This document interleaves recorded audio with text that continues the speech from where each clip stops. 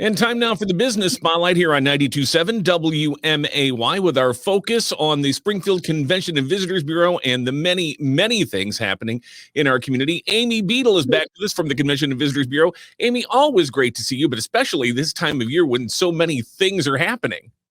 Thanks, Jim. It's great to see you too. And again, thank you as always for having us as part of the show. I'll tell you that over the last couple of weeks, especially the weather being nice many days and spring break happening, we are just seeing such an energy and surge of people coming to Springfield, visiting the sites, stopping in for information. It's extremely encouraging and very, very exciting. Yeah, all that pent-up demand to just have things to do, things to see. And of course, we're rising to the challenge here in Springfield. We've got a long list of items we want to make sure people know about. So let's go ahead and start with the Abraham Lincoln Presidential Library and Museum. We reported on this with the ribbon cutting earlier this week, the opening of the latest exhibit to come to the Presidential Museum. Yes, it's their stories of survival, and it's an exhibit that takes you through a very emotional journey of how people sort of decided what they took with them during the Holocaust or the 7 other genocides that are represented there. And I was able to do it personally yesterday, and I know that I will go at least 1 or 2 more times. I just highly recommend it. It's definitely a journey, especially in today's world with everything that's happening. It's very moving and powerful. So I would highly recommend, even if you've been to the museum before, that you go again and also take advantage of that. Yeah, I really cannot wait to see this. I haven't had the chance myself yet, but very much looking forward to it. I'm sure it's going to be very, very powerful. Also, very exciting too. The for lovers of history, and I'm glad to see this guy get more of his due because he doesn't, I think, get maybe as much attention as he should. As one of the 4 presidents to have lived in Illinois, Ulysses S. Grant has an exhibit at the State Military Museum.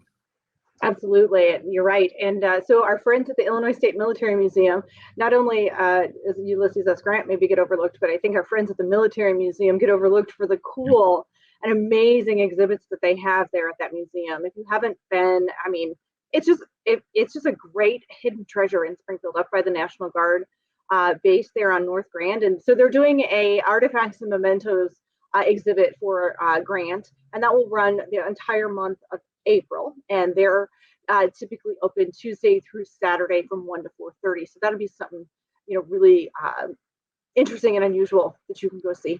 Yeah, it's one of those places again that a lot of folks don't know about, and then you discover it, and it's like, wow, what a hidden gem that's right here out in plain sight. So definitely go check that out. State Military Museum. The outside is so impressive. Yes. When you pull up back there, you're like, what is this place? It's just, it's very, very neat.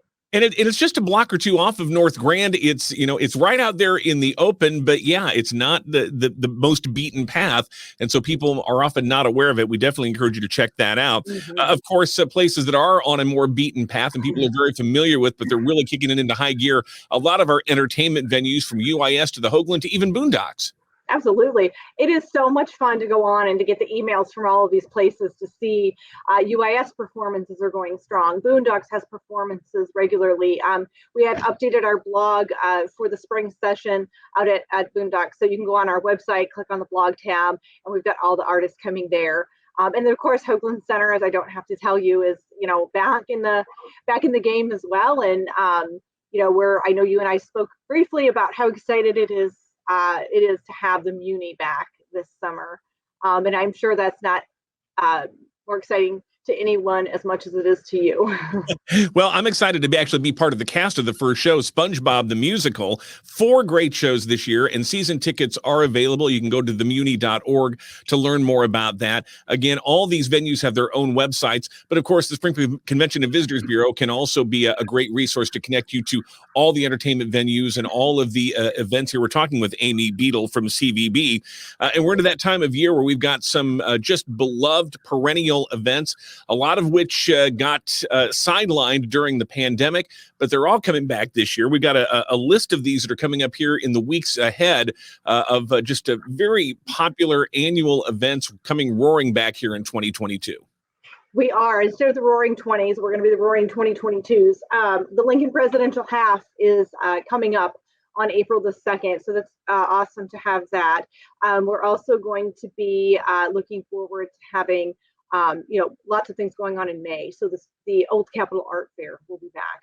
Pride Fest will be back. So it's just going to be one thing leading into another. The Fat S5K will be in May.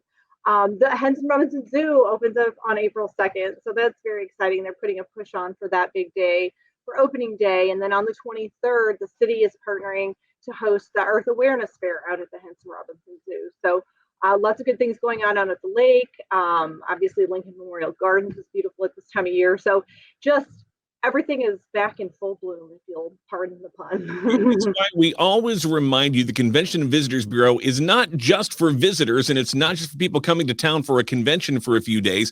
It's for the locals too, so that you can keep tabs on all these exciting things happening. There's so much going on that it'd be very easy to overlook or miss an event, and then the following Monday comes around, it's like, oh, I completely forgot. But if you're checking the CVB website, you can stay on top of all of this, get a full schedule, lineup, links, and make sure that you're really plugged into what's happening around the area. So Amy, tell people again how to reach that.